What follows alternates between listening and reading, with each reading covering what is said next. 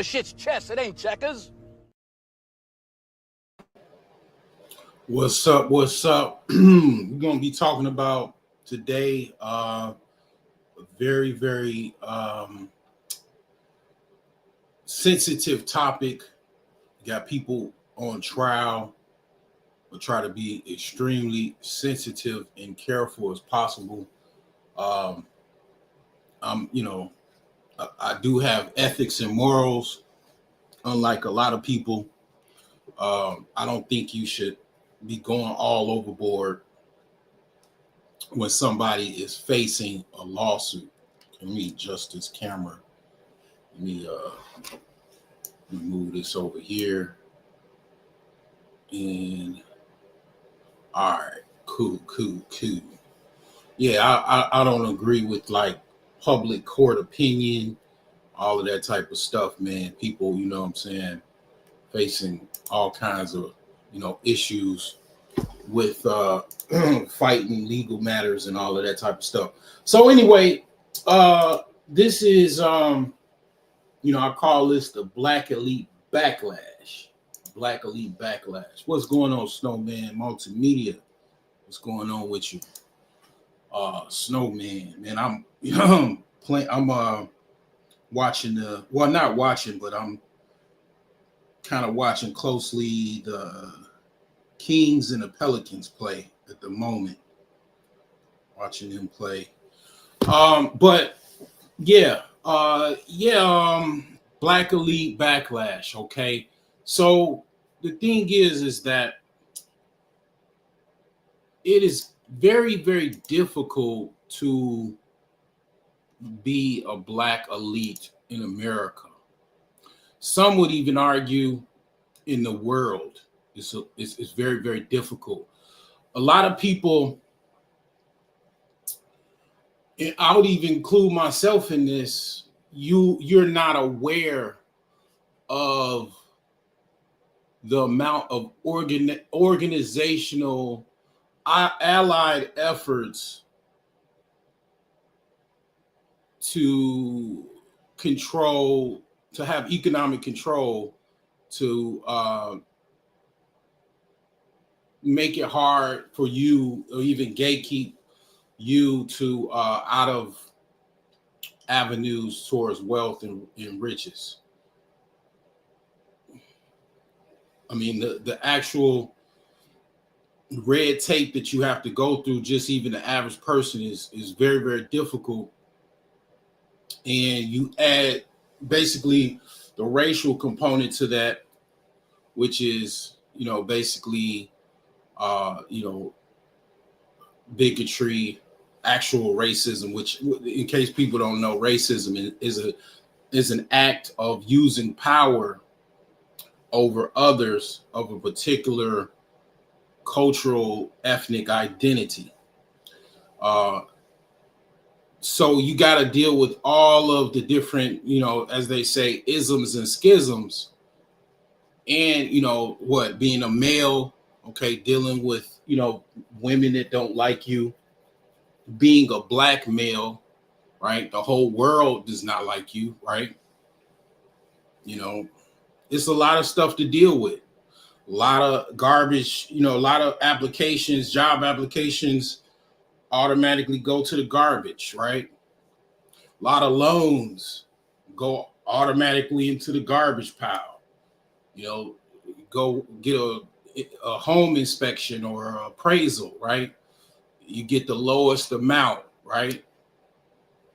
I know this sounds like the blues, but a lot of people don't like to deal with reality.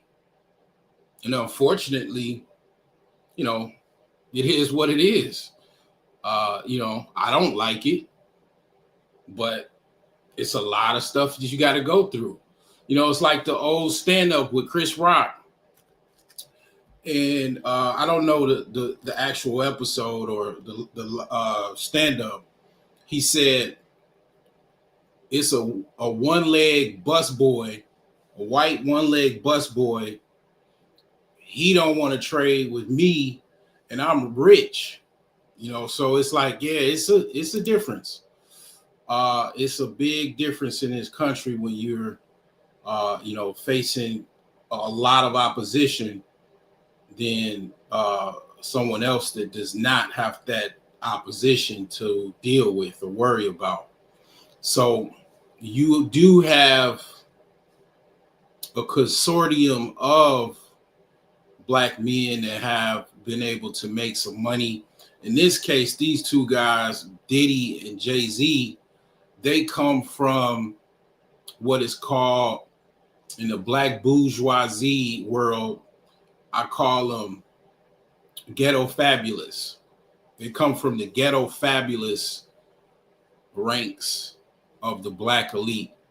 And it's the black ghetto fabulous bourgeoisie, a lot of people sprung from that. Okay. Not necessarily my grandfather. My grandfather was a businessman. You'd have to watch my video on the different types of bougie people or bougie black people to understand what I'm talking about. I did it about 3 or 4 years ago, but these two individuals kind of sprung from that ghetto black, ghetto fabulous world. Diddy being from Harlem, Jay-Z from, I believe, Brooklyn projects, right? Diddy, he didn't necessarily come from humble beginnings, though. His parents came from humble beginnings, but Diddy's father was basically a gangster, right? Some say his mom is pretty much. You got to go there. You got to be honest, like, right? If you're married to a woman or you're in a relationship with a woman and she knows you're a gangster, right? She's got to be along with it to help you. So in essence, she would have to also be a gangster in a sense of helping you in your lifestyle, in your world of being a gangster. So, I wouldn't think anything otherwise if that is actually true. But Diddy himself, his mother held a lot of the money that his father had and the resources he had after his untimely demise. So she was able to take that money, put him into private school, basically college education, right? So Diddy didn't necessarily have that, humble beginnings story of living in the projects, as far as I know, like pretty much Jay-Z did. But like a lot of people from, a particular city or something like that, they team up. They go, to different, they're in the same world, right? They're both from New York. Okay. They have a common bond, a commonality, but it goes even further, right? Another thing is a lot of people don't understand this world, right? We all, most of the people right now, they're coming from work, right? They're probably tired because they had probably a stressful day trying to make ends meet. Probably most likely making less than $1,000 a day. Making most likely, to be honest, less than $500 a day. Really, if you really want to, say the honest, answer as far as what people have made today on average, most likely a lot of people even made less than $300 today, as far as what they make day to day from their job, right? From whatever they do. So I say all of that to say a lot of people do not have a clue of the reality of what it's like to actually be rich and wealthy, right? And that goes for everyone. But I definitely would compartmentalize this to also Black people. Do not understand that world and what that is like, including myself. I, you know, I ain't necessarily, I mean, I know people that's wealthy or whatever, but I have not been in that world as far as, I have never joined someone's entourage and all of that. I had the opportunity to do things like that, but ego aside, I guess I didn't want to do that, right? For whatever reason. I was busy living my own life, I guess you could just say. But needless to say, that world of, what the guy for some guy from the New York Mets, or he just got signed from the New York Mets. He got signed for over $700 million over 15 years, right? And he's already been a millionaire. He's already been rich, right? They said he's gonna make, I think, roughly about $1 million, I think, a week or something like that per game, like over $100,000 a game, not even 100,000, like $600,000 a game, something crazy like that. I don't know the exact figures, but it's tremendous. Okay. And like I say, he already has money, right? He's already had millions of dollars, right? They were saying his contract alone is bigger than Jason Tatum, which signed for over $300 million. I think Jaylen Brown signed for like $100 million or something like that, some astronomical. I think both of them had like a big contract. He's got more money than all of those guys combined with just that one 15-year contract. So, in that world of entertainment, right, it's a lot of money. It's a lot of money, a lot of people, because sports is included with entertainment, right? That world, a lot of people get a shot in the arm of money that they've never had before. Most people will never have that opportunity to have that amount of money ever in their life. And then some people are intelligent and wise enough to know to take that money and invest it, right? Take the money that you already had, start some type of company. It's very easy to make more money when you already have money. It's very, very easy. I just, it blows my mind when I see people that have money that don't see that or don't do that, because it's like you already have the money. I mean, you could start a coffee shop, you could start a restaurant, you could do all kinds of stuff, right? But nonetheless, that world, a lot of people can't imagine what that is like. And then you open the doors for people. See, here's the thing, right? Everybody on a lower socioeconomic or a higher socioeconomic is good and evil people. Okay. I'm pretty much born and raised in the Chicagoland area. Right now I'm in Gary, Indiana. Okay. Everybody that's older than probably 35 knows that Gary, Indiana was the murder capital of the entire country for a particular time in the 90s. They have a reputation, right?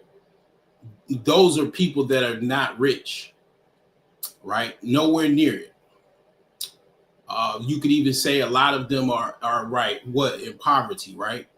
High poverty rate. Like right now, I think it's like about 30% of people that are in poverty, right? Doing poverty crimes.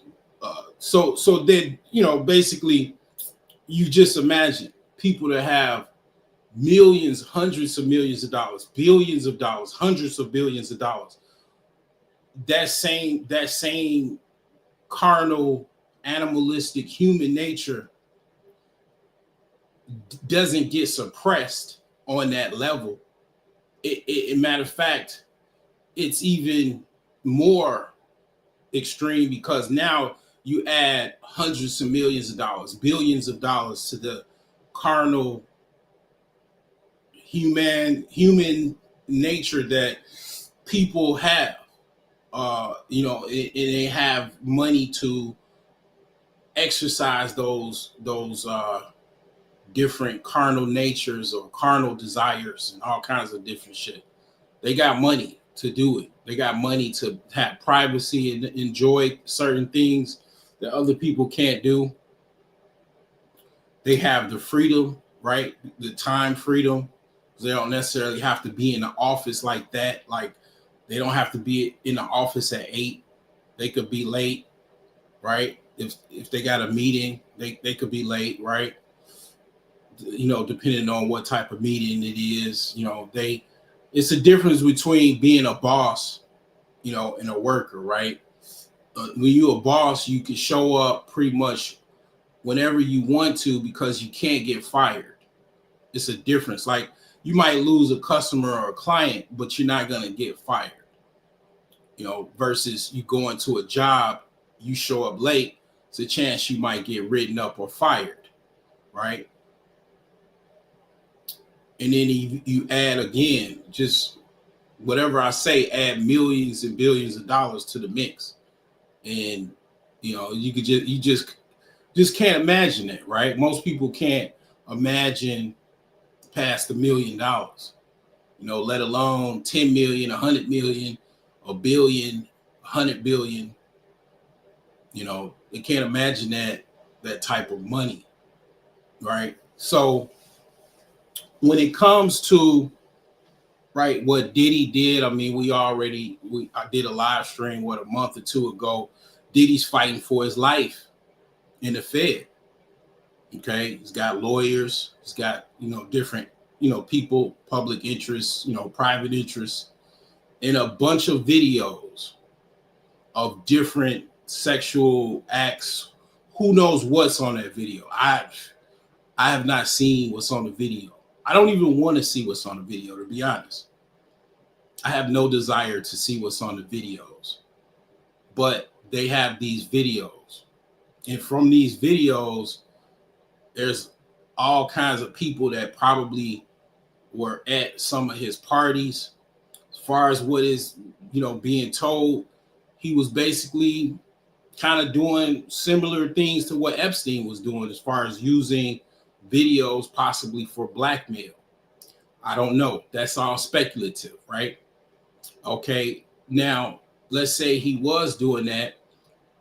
He's around a lot of very, very important people that has a lot of money.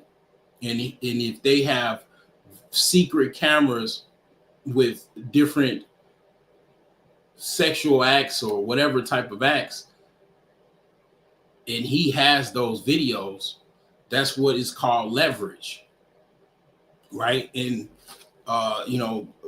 some people in that world use what is called blackmail, right?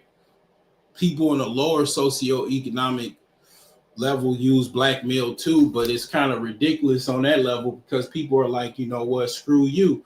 I don't really have nothing to lose anyway. It doesn't matter, but it does matter. It does matter. I never forget, I'm a news hound.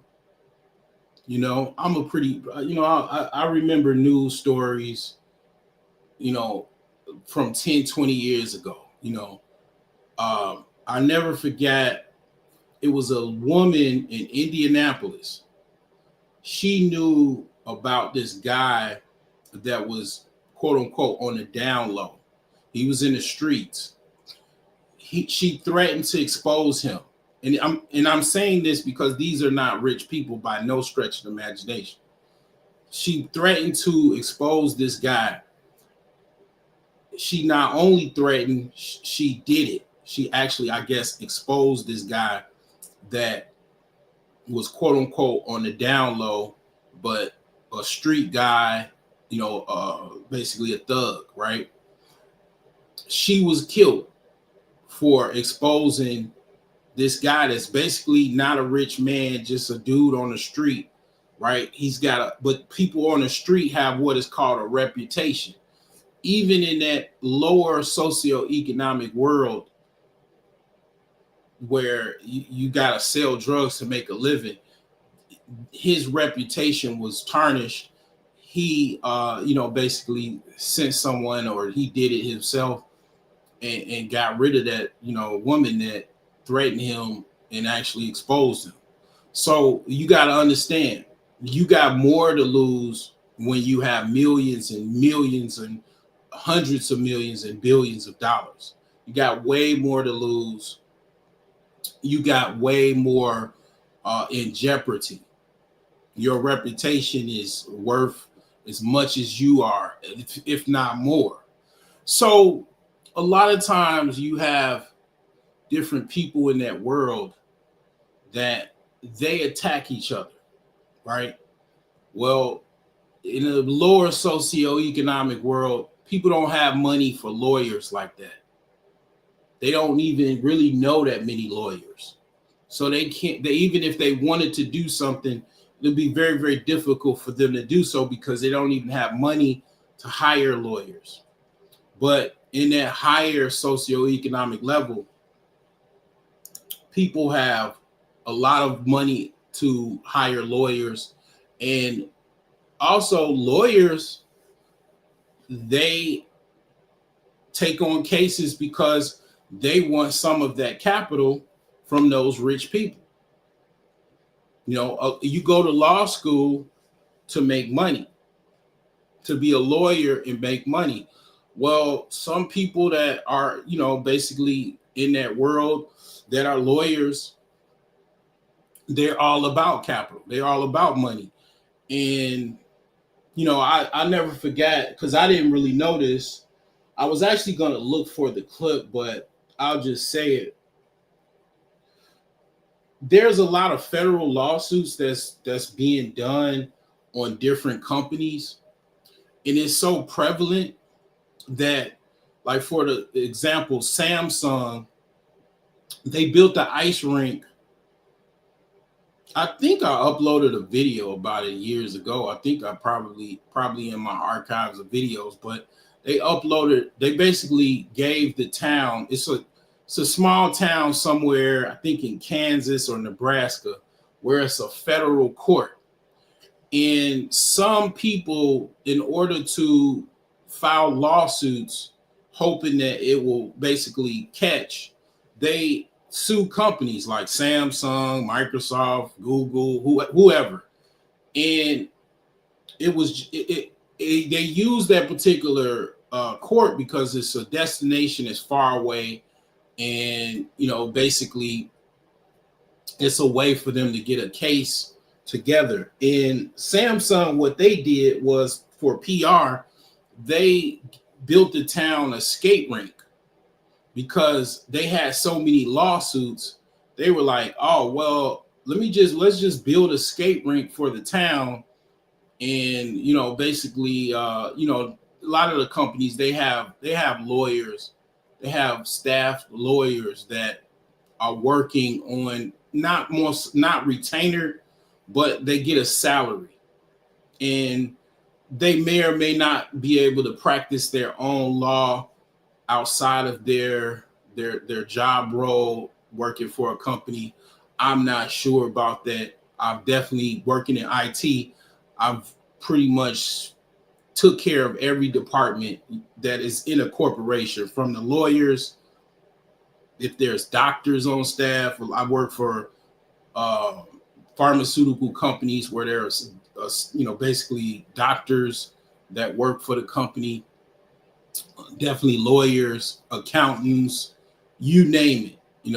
All of these companies, they have departments, and I've seen how they operate, in the sense of I've been in their world and crossed their path, dealing with computer issues, right?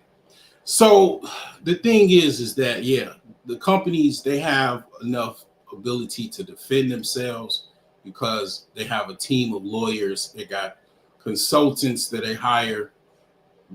They're well diversified with legal aid, right? So that being said, when it comes to, how rare it is to be black and wealthy, I'm just going to show a preview of my series as far as social issues versus financial issues. You pull that up. I'll show you how rare it is to be black in the upper class, just to show you exactly how rare this is, and basically how difficult it is. Because see, what one thing that people have a problem with, as far as this is what kind of makes people think that it's easy to attain wealth, because they watch a lot of reality shows, and they watch a lot of movies and TV shows. So watching these TVs and movie shows, even you can even say rap videos, you start to think that it's very, very easy to attain this capital. And then you realize that it's not, if you're lucky, because a lot of people, they live their whole life and they're programmed and they're brainwashed by what they watch on TV. And even you can even add social media, because what, you got the IG reels, right? You got the IG posts that they show you, who knows, because you got a lot of people that lie on IG. They have these fake, rented lifestyles, and they using their friend's car, they're going to the dealership and taking photos with cars and all kinds of stuff, right? Where they're pretending to their subscribers or followers that they have a lifestyle that they actually don't have. So a lot of this makes people think that it's very, very easy to get to that level. And black people definitely suffer the most from this, I would say, because they think that it is easy to get on this level where, basically you're upper class. So as you can see, the reality is, briefly, only 7% of black people are in the upper class. Predominantly, even white people are not in the upper class like that. Like you probably think. You thought probably the white people were at the top of the upper class. No, it's Asians and others. And others are Arabians, Persians. You got Turkish people would be considered other. A lot of people will be considered other. Too many to actually mention, but they make up predominantly the upper class. And after them, then white people, Hispanics, and then blacks are last as far as upper class.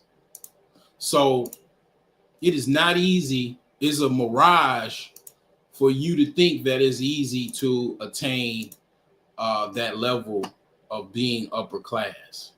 I'm sorry to bust your bubble. I'm sorry to bust your bubble, but it's very, very, very difficult to get to that level. I'm not gonna go into why and all of that. Okay, it just I've got plenty of live streams to go into the why that it is difficult to get to that level. But I'm gonna go right into this video, okay? Because Diddy is in jail.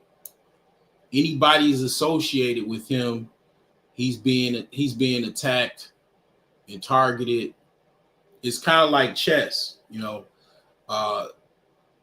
Diddy's in jail, so he can't really defend himself like that. So it's a good time to strike. Well, we got somebody that's striking. Okay. I'm going to play this video. This is very, very sensitive. Okay. This is not for little children, anybody that is below the age of 18. All right. So let me upload this video real quick.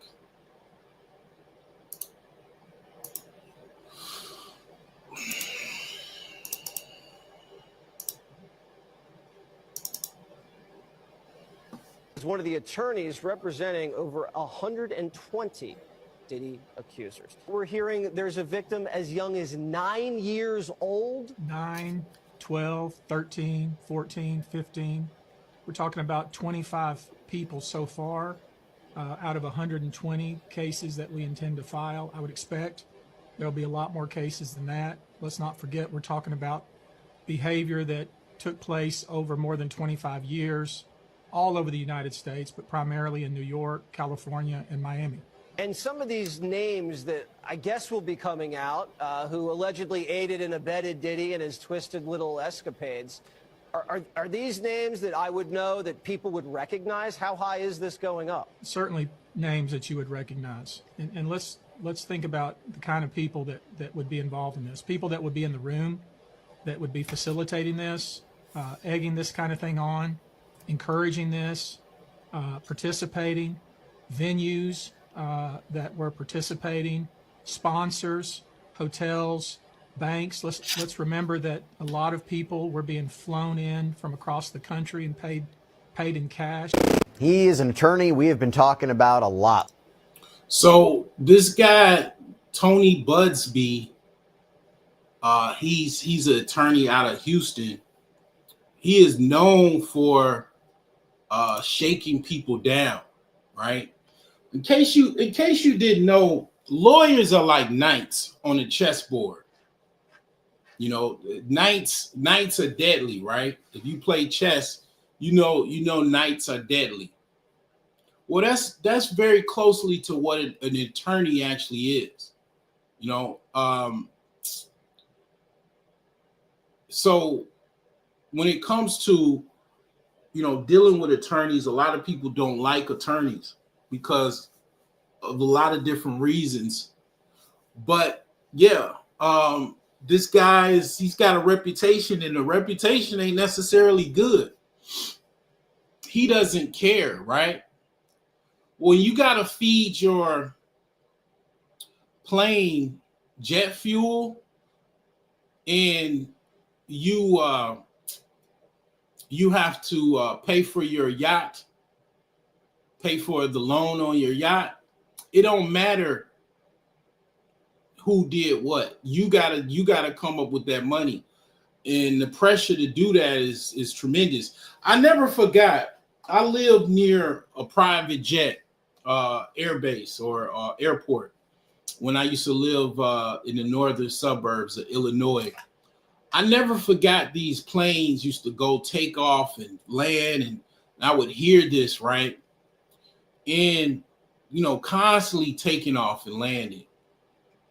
And these planes are, these are jets. These are private jets. These are people you have absolutely no idea who they are. They're flying in constantly. And then they're going to either they're going to downtown, they're going to maybe O'Hare to fly somewhere else, or who knows where they're going. But these are wealthy, elite people of all backgrounds flying into this private airport in the north suburban part of Chicagoland area. And those planes are expensive. The pilots, you have to pay them. The jet fuel, you have to pay them. I remember somebody telling me what the prices of those things were back then. That was like 2015. Today's prices is not yesterday's prices. So I don't even know what the prices is now. Okay. I have absolutely no idea what the prices is now. I'm sure it's a lot more than that, because I think at that time he said it was like 28 grand, and then you got to pay the pilot and all of this other stuff, and that's just to utilize a plane, right? To have a plane, you have to pay for jet fuel, you got to pay for the pilot, you got to pay the airport to basically keep your plane on the hangar bay or whatever. I mean, it's a lot of expenses when it comes to living on that type of level, and it's a very, very expensive lifestyle. And most people, it's like you can't even imagine it, because going back to making $200, $300 a day at your job, your $200, $300 couldn't allow you into the airport to even hop on the plane unless the person gave you basically authorization to do so. So you wouldn't even be able to. The best thing you probably could do is maybe buy a toy replica of the private jet, and that's it. Like you just, I mean, that world you wouldn't be able to even access with that amount of money. Making $300 a day. I mean, I'm not trying to, talk down on people, quote unquote, but I'm just saying, like, this world of private jets and flying first class and all that stuff, like, most people, they don't have that type of reality. So when it comes to that reality, it's an expensive reality, and people are very, very cutthroat lately, because he has been representing over 100 people in lawsuits or potential lawsuits to be filed against Sean Diddy Combs. But now he is on the receiving end of a lawsuit. A person who is staying anonymous, only known as John Doe, has accused Busby of trying to get money by making up false stories about serious crimes like sexual assault and threatening to tell the public, basically filing lawsuits if he doesn't get paid. This is essentially extortion. That's what the allegation is. Now, this lawsuit was filed in Los Angeles on Monday, and as for what we know about the John Doe, he describes himself as a high-profile individual who knows music mogul Sean Diddy Combs, has attended events with him. He's also being represented by Quinn Emanuel, which is a very big law firm in the country. So I'm curious if you think that in this case, if you have somebody who's suing Tony Busby, will they have to reveal themselves at some point? I think they will have to reveal themselves. I feel that Tony Busby would be fighting tooth and nail to make sure that this person reveals themselves.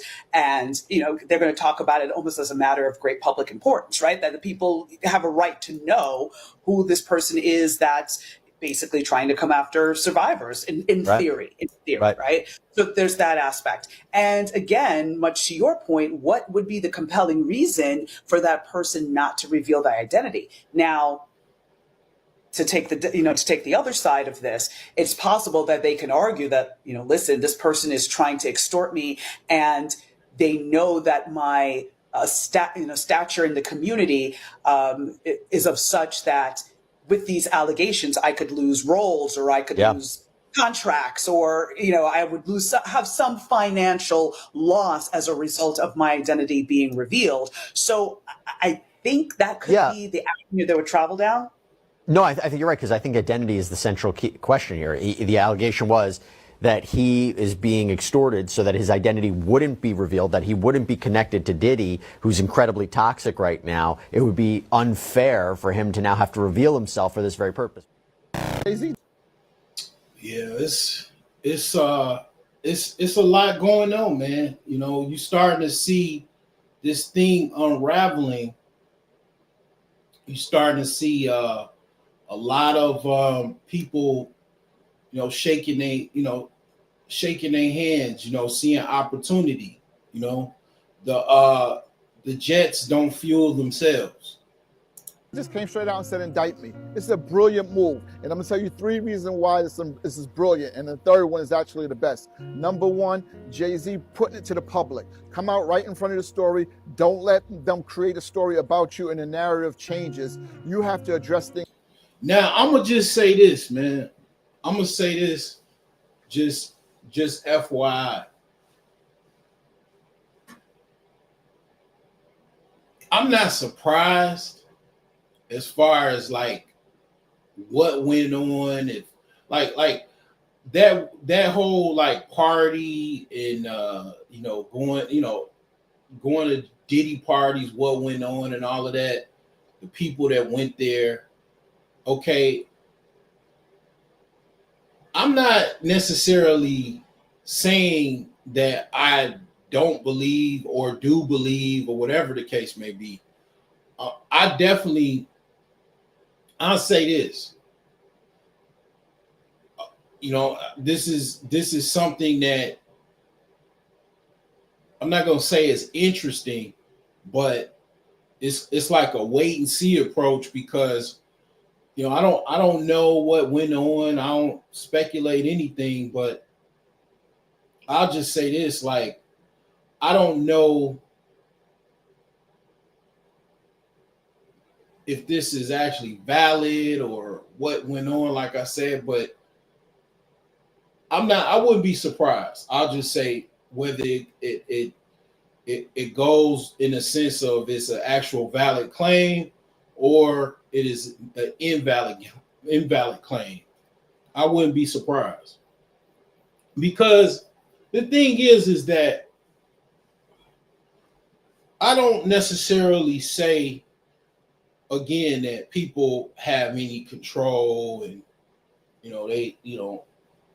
they actually are upstanding people and all of that type of stuff. I think people are opportunists. You got thirsty dudes in that world too, that elite, wealthy world. They thirsty. I've been around thirsty men before my whole life. They willing to they just thirsty. You know what I'm saying? And I don't know, what actually happened, right? But I'm not surprised either way. I'll just say that. Right out. Soon as that thing came out that Sunday night, they already had a press release ready. Number two, what's happening with this case is going to help a lot of other celebrities and high profile people, because he's taking the heat for a lot of others that won't be able to be in this position to do that. He has the money. He can fight it in court. He can do all those things. But somebody who's at a lower level, they don't want to lose the exposure. So they might basically bow down to this lawyer and, settle or do some other things. Jay-Z said, let's go to court. And the third thing, which is the most important part, he's calling out the accuser's lawyer, because he thinks it's basically he's been a shakedown and he's seeing how everything is going. So he's saying, indict me. Let's take this to trial. Put me on the stand. Make it a criminal case so I can defend myself. If he just lets it slip off and they don't press charges or do anything, Jay-Z's still going to look guilty. So he'll rather. Allegedly, he's the same attorney, the Busby dude, that basically brought claims to Deshaun Watson. And Deshaun Watson claimed that he shook him down as well, or attempted to shake him down. So, yeah, I mean, this guy, he's probably got a lot of like public interest and secret interest as well on why he's doing this. That does not have anything to do with money, right? So, let me continue playing this video here. They get indicted.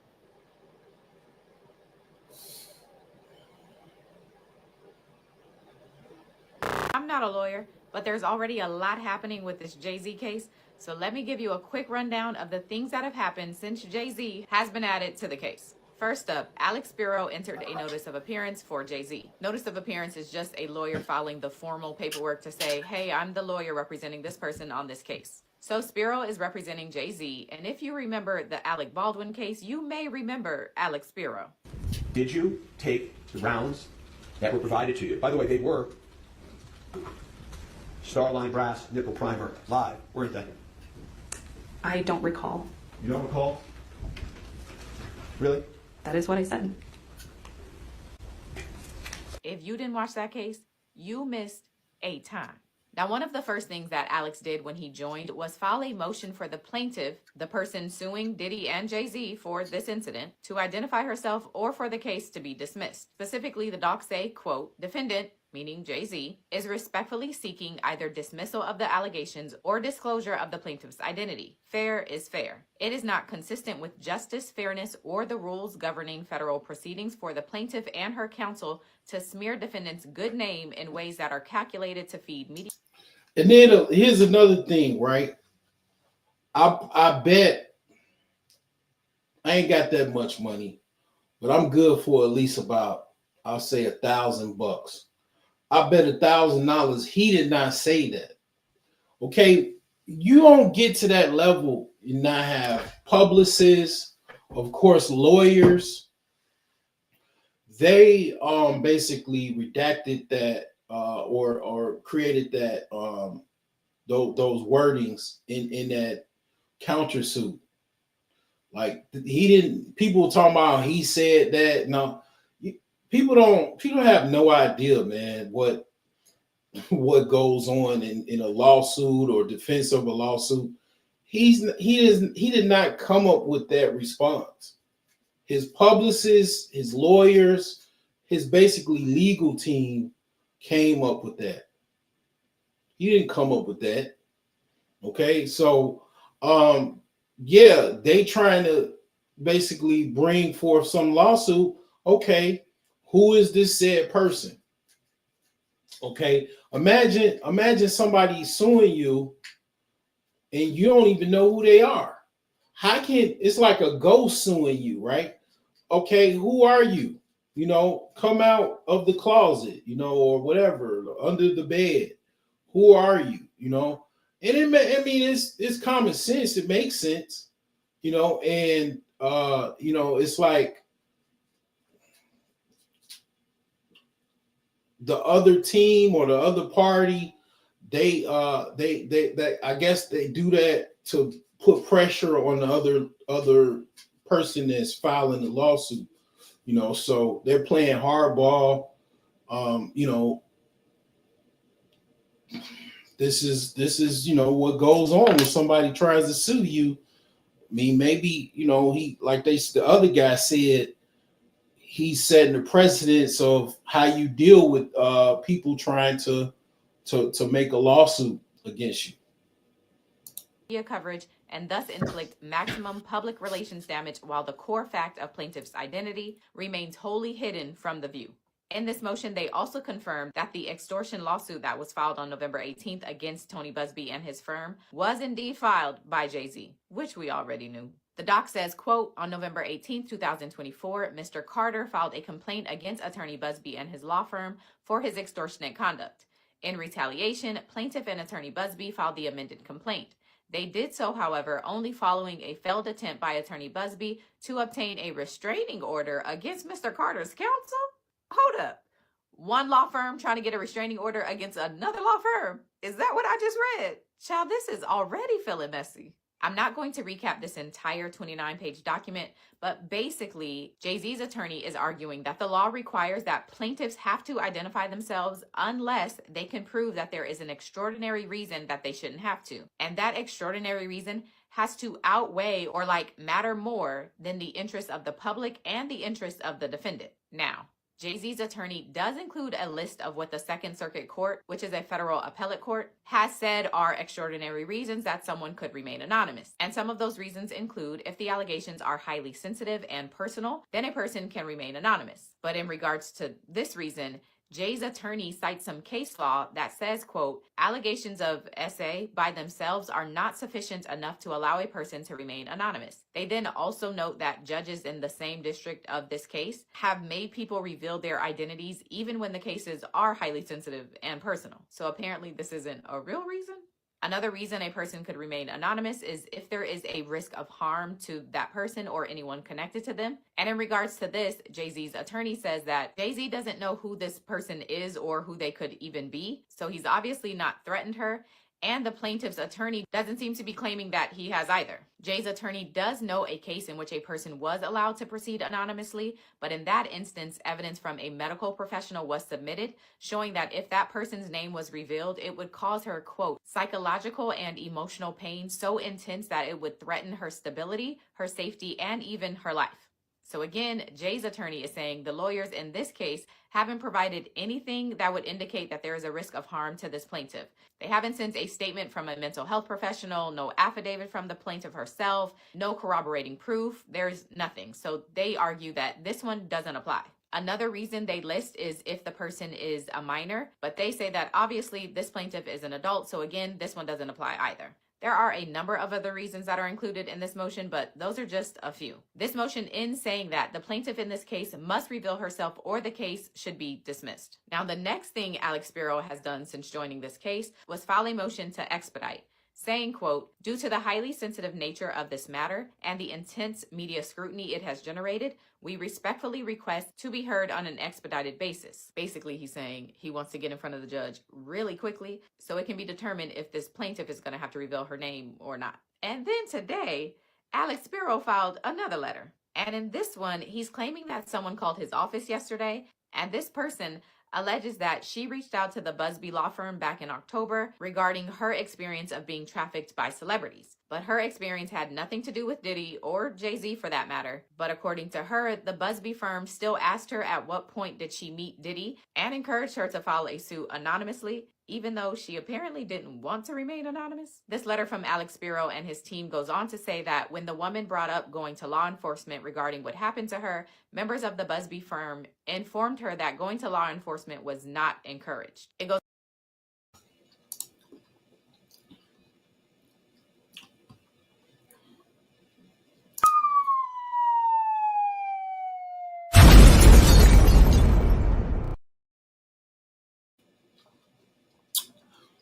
I'm not a lawyer, but that's a key point right there. That's key. When your lawyers say going to the police is not a good idea, that's something crazy right there. That's yeah. That's fine. What? on to say that people from the Busby firm tried to make this woman say that she was drugged and held down, pushed, and physically assaulted, even though she says that's not what happened to her. So she says she felt directed and coached by the Busby firm, and when she was unwilling to agree to their version of events, she says they dropped her as a client. So that's where we are. I am sure the Busby team will be responding. So we will wait and see what that response says, as well as if the judge agrees to hear some of these issues in an expedited manner. I have a feeling this is going to get very messy. So I'm going to try to keep up. Make sure you are subscribed to my channel on that other platform in case this one goes away.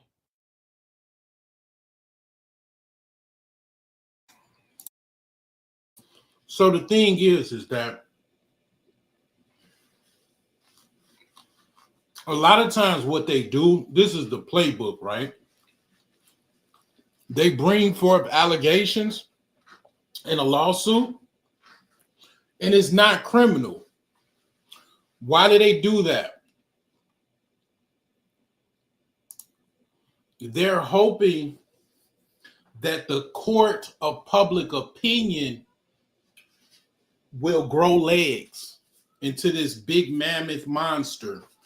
And basically, you're already guilty before you even go into a courtroom. So, if the court of public opinion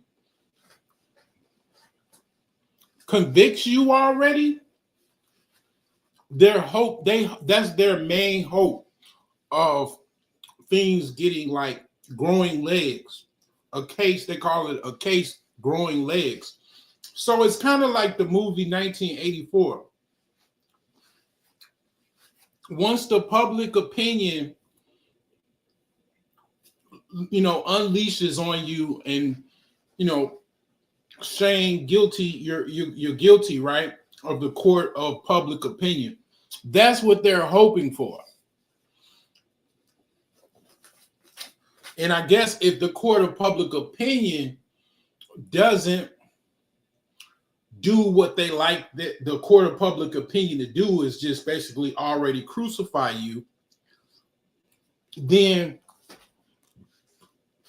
they might have other tactics and stuff like that. But it's very, very interesting nonetheless.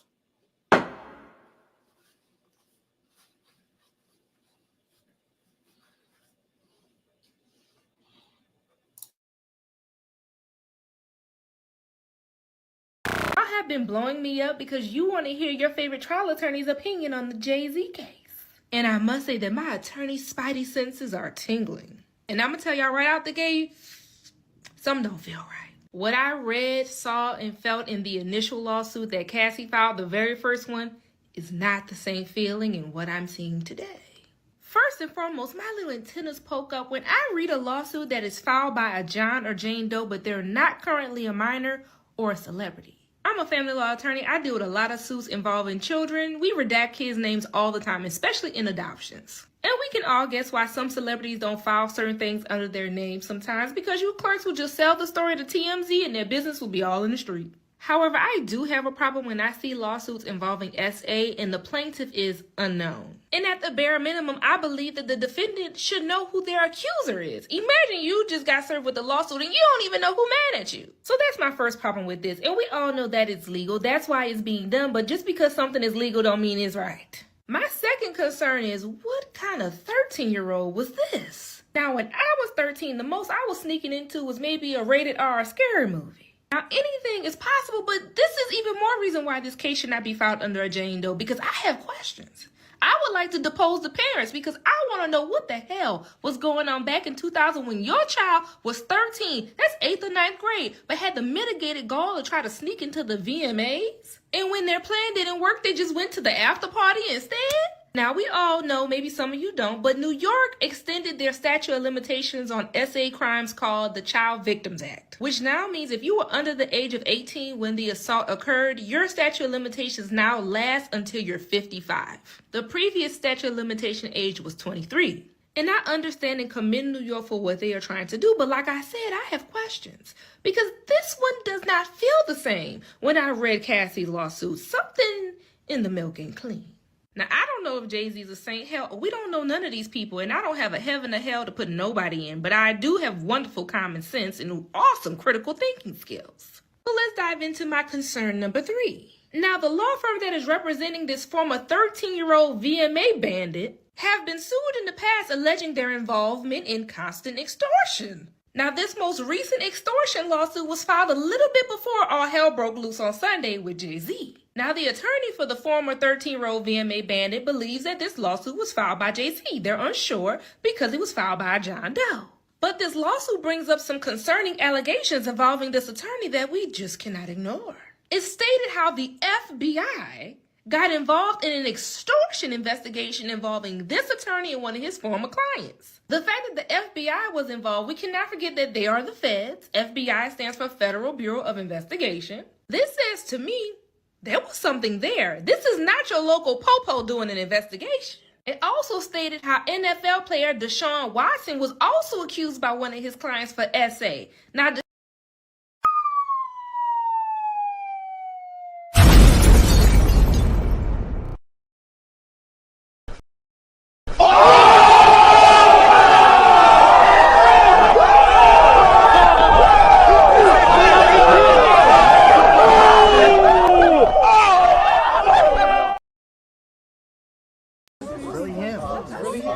You're a victim.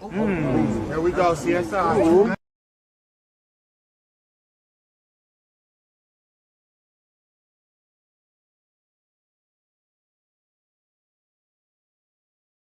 for the former 13-year-old VMA bandit believes that this lawsuit was filed by Jay-Z. To make matters even more interesting, this attorney is a criminal himself. He's a drunkard. He was charged with a DUI, but his homeboy, who was the DA, dismissed the charges. The lawsuit alleges that the entire scheme is to accuse high-profile people with the most heinous accusations around, then kind of sucker them into going to mediation and attempting to settle, and threatening them that if they don't, they're going to put these accusations out there, and under public scrutiny, their careers is over.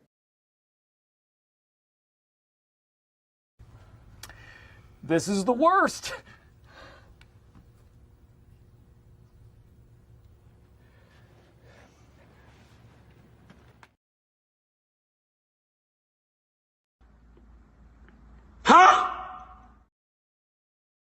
And another reason you have to sometimes pause and go, when you hear some outlandish cases, because the clients, these plaintiffs, they have no investment in bringing forth this kind of suit. They pay nothing up front. They essentially have nothing to lose. In my area of civil law, in family law, we're paid a retainer. They have to make an investment into this case up front. But in these type of civil law areas, these are contingency fees. They don't have to put anything up front. The attorney recoups the payment at the end of the lawsuit if they win. So it's very hard to decipher the true and honest cases from the fake because ain't nobody putting their money where their mouth is. And in my opinion, this is only the beginning. And this is why I think Jay-Z and more celebrities are to come. Diddy is in jail and on his way to prison. He is not getting out. Now, all these people who have not paid a dime to these lawyers and had all these lawsuits filed against Diddy, and none of these lawyers can get paid because this man is sitting in jail. So what's a great idea that a lawyer will come up with? I wonder if we can add other celebrities who are not in jail, who we can put in the lawsuit and get our money from them. And I'm telling y'all, this is just the beginning. Don't forget, in my very first video, when this all broke down with Cassie, I told y'all back then that Diddy was going to be in trouble with the feds behind sex trafficking. And look. And I have another feeling. Remember the woman who the 13-year-old VMA bandit accused of being in the room watching when Jay-Z and Diddy did what she accused him of doing? I bet you the next celebrity that's going to be accused is Mary J. Blige. But in bigger and better news, I just cannot believe that my reality show airs in a week, December 17th. Are y'all ready? And for those who stayed to the end of this video, you now get the exclusive. Roll a clip to the second trailer of Service Scandalous. Christmas is coming early, and we got some ho-ho-hos this season.